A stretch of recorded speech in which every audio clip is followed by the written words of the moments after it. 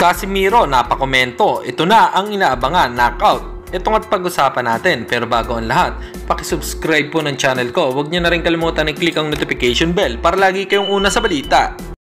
Laban ang aasahan, balita sa mga pambato na isasalang, pasabog na video, lahat yan nandito.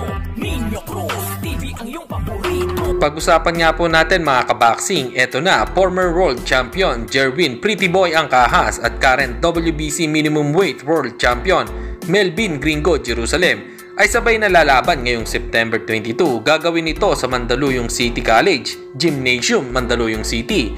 Dedepensahan nga po ni Melvin Jerusalem ang kanyang titulo kontra sa undefeated ng Mexico na si Luis Castillo, habang makakalaban naman ni Jerwin Angcajas ang pambato ng Thailand na si Suk Prasert Ponpitak para sa 10 rounds ng title bout. Good luck mga champ, naway magtagumpay kayo sa laban. Samantalang ngayon na nga po ang laban ng ating pambato na si Carl James Martin kontra ito kay Anthony Jimenez Salas ng Mexico. Naghahanda na nga dito si Wonderboy, bagamat tiwala naman ang mga Pinoy boxing fans na easy win lang ito sa ating pambato at siguradong knockout ang magiging tapos nito. Good luck Wonderboy, sana ikaw ay magwagi. Ito na nga po mga kaboxing, isingit ko na. Congratulations kay Wonderboy, panalo po siya via knockout po. Mamaya po ay ilalabas natin ang highlights kung paano nanalo ang ating pambato. Again, congratulations Wonderboy. At sa kabilang balita naman tayo mga kaboxing, Cuadro Alas napakomment na lang na takbo turtle habang pinakikita nito ang kanyang sparring.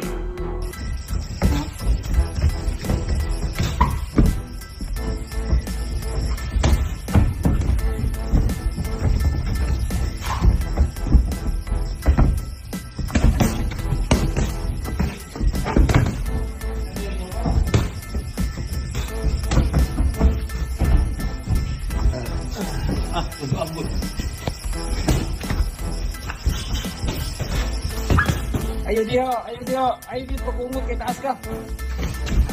Ayo pagungot.